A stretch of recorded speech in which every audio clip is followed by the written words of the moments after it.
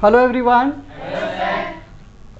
Okay बेटा, तो कल हम एक्सरसाइज 8.1 का कॉन्सेप्ट दिए थे। Yes sir. और हम आपको बोले थे कि कौन से क्वेश्चंस आपसे बन जाने चाहिए। जी सर। अब बताओ बेटा, डाउट आराम से बोलो। चलो सबसे पहले 1 नंबर पे आते हैं। 1 नंबर क्वेश्चन बना? जी sir. 2, yes sir. 3, yes sir. 4, yes sir. 5, yes sir. 6, no sir. 9 sir. चलो बहुत बढ़िया। तो एक हो गया क्वेश्चन नंबर 6। ठीक है। 7 यस सर। Yes sir. किन्हीं का 7 है? आप लोग का 7 है। 7 में क्या दिक्कत हो गया भाया? हाँ, किसी का लास्ट किसी का 1। तो शेयरिंग कर लो ना। जिससे जिससे पहला बनना है वो उससे पूछ लेगा, जिससे लास्ट बना वो लास्ट से पूछ लेगा। आपस में भी शेयरिंग हो सकता है ना। और बोलो, और क्या है? 8 यस सर। 8 बन गया। बन गया, बहुत बढ़िया। 9 यस सर। बहुत बन गया। Yes sir. ठीक है। 10 यस सर। बन गया। बन गया। Yes sir. कितने लोगों से नहीं बना 10? अब से 10th बन गया। हाँ सर। कैसे बनाए? कौन सा कॉन्सेप्ट उसमें लगाए आप? सर वो एक एक मिनट रुको। पीआर हाइपोटेनियस है, उसको हम ये मान PR plus QR equal to 25 दिया हुआ, उसको हम PR निकालें तो आया 25 माइनस QR। तो इसका हाइपोटेनियस निकले, QR निकालना था। मेरा QR निकालना था, तो पाइथागोरस थ्योरम के द्वारा निकल गया। एक मिनट रुक जा। इसमें एक राइट एंगल ट्रायंगल बनाना है जी सर। और वो क्यू पर बोल रहा है। जी सर। जाहिर है ये P और इधर R लेंगे हम। जी सर। अब उसमें दिया हुआ है PQ is equal to 5 centimetre जी सर। और PR plus QR is equal to 25 centimetre, यही ना? तो क्या किया इसके बाद? सर Q इधर चला गया, PR का मान निकाल लिया। QR इधर चला गया, उससे क्या हो गया? PR इज इक्वल टू आ गया जी सर। 25 minus QR। जी सर। उसके बाद क्या किया? पाइथागोरस थ्योरम में पुट किए। कितना आंसर आया? इसका आंसर आया 12। नहीं सर 13 आया। चलो ठीक है, देखते हैं। यार ठीक है, देखते हैं। QR का आया 12। और कितने लोग ट्राई किए हैं इसको?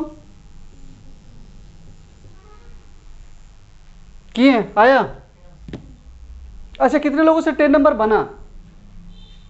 2 लोगों से बना। ठीक, बहुत अच्छा। चलिए, तो कहां से शुरू करें हम? 6 से शुरू करें? Yes sir. चलिए, 6 में क्या बोल रहा है कि if angle A and angle B are acute angles. Acute angle समझते हैं ना? जी क्या? 90 डिग्री लेस। हाँ, 0 डिग्री मोर। बढ़िया है। Such that cos A is equal to cos B। ठीक है। Then show that angle A is equal to angle B। अब इसमें गिवन क्या है? गिवन जो चीज है, गिवन कि cos A is equal to cos B। ठीक है, ये क्या है? Given. cos A is equal to cos B क्या है? गिवन है। और cos A का मतलब कि A को बेस एंगल मानना है, तो cos theta is equal to क्या हो जाएगा? पक्का? ठीक है। अब इसमें बोल रहा है कि एंगल A और angle B are acute angles. अगर इसको ट्राइंगल में कन्वर्ट किया जाए बेटा, अगर हम इसको ट्राइंगल में कन्वर्ट करें, ठीक, तो जाहिर है ये 90 डिग्री है। अगर ये 90 डिग्री है और ट्रायंगल के तीनों एंगल को अगर जोड़े तो कितना आना चाहिए? 160। ट्रायंगल के और तीनों मतलब क्या और भी होता है क्या? ट्रायंगल के 4 होता है, मतलब ये टोटल 4 होता है। होश में है? ट्रायंगल में कितने एंगल्स होते हैं टोटल? 3। तो टोटल 4 क्या बोल रहे हैं आप? फिर वो क्या वो? अब मान लीजिए कि ट्रायंगल के तीनों एंगल्स को अगर हम सम करें, टोटल करें, तो कितना आएगा? 180 डिग्री होगा। तो जब ये 90 हो गया तो जाहिर है ये दोनों एंगल मिल करके 90 बनाएगा। जी सर। और दोनों एंगल मिल करके 90 बना रहा है, इसका मतलब बेटा दोनों 90 से कम ही होगा ना। जी सर। तो एक्यूट तो होगा ही होगा। और एक्यूट में क्या बोल रहा है ये, एंगल ए और एंगल बी, यानी ये दोनों एंगल वही होंगे। जी सर। तो ये क्या हो जाएगा, सी हो जाएगा 90 डिग्री। अब इसमें कह रहा है कि cos A is equal to cos B। अब cos A बोलने का मतलब है A को बेस एंगल मानेंगे, तो A को बेस एंगल मानेंगे तो P हमारा क्या हो जाएगा, CB होगा कि नहीं। जी सर। और बेस हमारा क्या हो जाएगा, AC पक्का। जी सर। एस तो फिक्स हो जाएगा। जी सर। तो cos theta is equal to क्या होता है, cos थीटा अपन B upon H। B upon H. जी सर। तो B अपॉन एच बोलने का मतलब क्या हो जाएगा, AC अपॉन AB, हाँ कि ना, यस सर। होगा कि नहीं होगा, होगा। Is equal to cos B। अब B बोलने का मतलब यहाँ से बेस एंगल उठाएंगे, यहाँ रखेंगे, और बेस एंगल अगर ये B हो गया तो ये बेटा क्या हो जाएगा, परपेंडिकुलर, ये क्या हो जाएगा, यही तो चेंज करना है। स्टार्टिंग में तो आपको यही सिखाए हैं। तो यहाँ पर भी cos theta is equal to क्या हो जाएगा, B अपॉन एच, और यहाँ पर B अपॉन एच का मतलब क्या हो जाएगा, BC, जी सर। और अपॉन क्या हो जाएगा बेटो, AB। AB।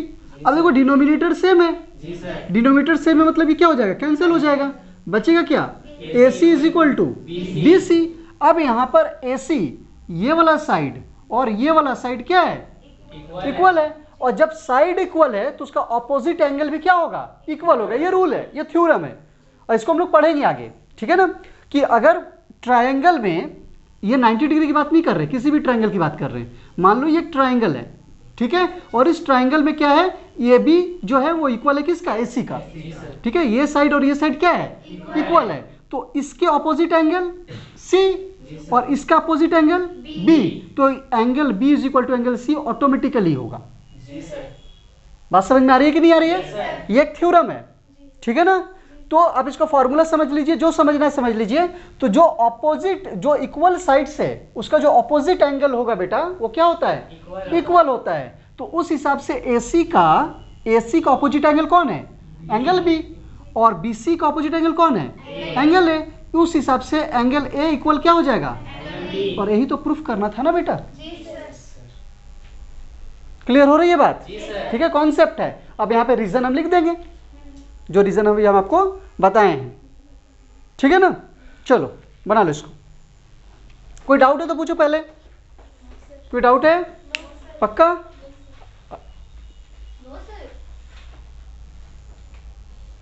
नहीं सर। ठीक है, यस सर। चलो बेटा।